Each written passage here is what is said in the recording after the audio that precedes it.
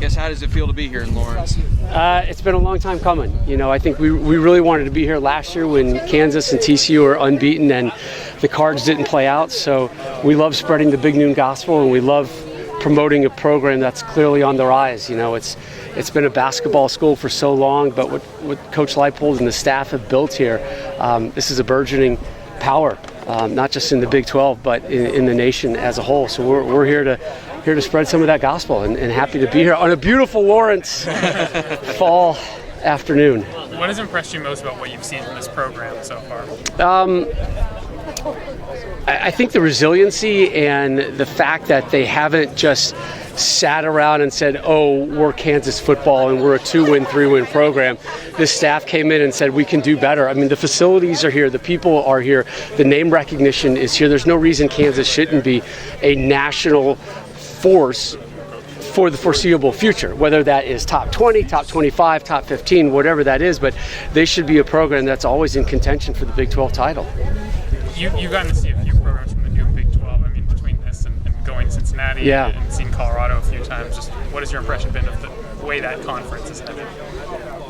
I think what the commissioner, Brett Yormark, has done has been nothing short of really miraculous. I mean, he saved that conference. Big 12 very easily could have gone the way of the Pac-12, and instead they were aggressive and beat other conferences to the punch, went out and made smart expansion moves to build on top of the tremendous universities that were already part of the conference. So I think he's kind of like the MVP of college football, to be honest with you, because the Big 12 could have been the same thing as the Pac-12 right now and non-existent. Instead, they are a rising force in college football.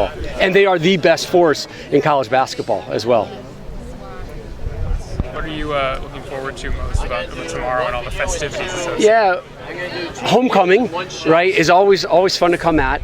And then having an unbeaten top 10 team in town with the opportunity for an upset is always exciting. And we always look forward to coming to a campus for the first time ever and learning about all things Lawrence and learning about all things Kansas and trying to get ourselves into what's the bar last night? What was the bar we drove by last night 5 times? Bullwinkles. Bullwinkle.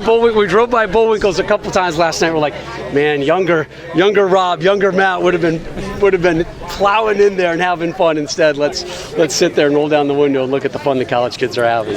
You mentioned getting to go to campuses and learn more about them. This is the second year you've been doing that full time. Just what's that process been like overall? The process for us is just booking travel and going, and doing a deep dive on some of these institutions and what's unique to them. And, today we were playing, the Rock Chalk Jayhawk chant, and we're expecting like these big, powerful, loud, robust chants that we're used to in other places. Instead, we're learning it's a slow burn with Rock Chalk, and seeing the mascots and seeing the campus and, learning about the expansion that's coming on behind us and just kind of being reminded that it's more than just a basketball school here in Lawrence. What do you think this type of attention for this program can do to the culture? Yeah, it's, think about it. Our show is 2 hours. The football game is another 3+ hours. That's a 5-hour national commercial, essentially free of charge, promoting all things Kansas. The Kansas football staff had all of us in today, and we got to meet and greet them and learn about Kansas football. So if there's ever a lull in the broadcast, odds are we're going to pivot to something that we just learned about today about Kansas.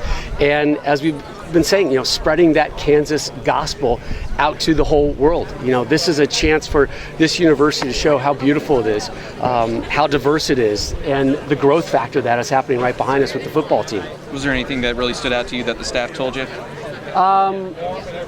Nothing that I can say right now. More things we would say after the game with what they shared with us.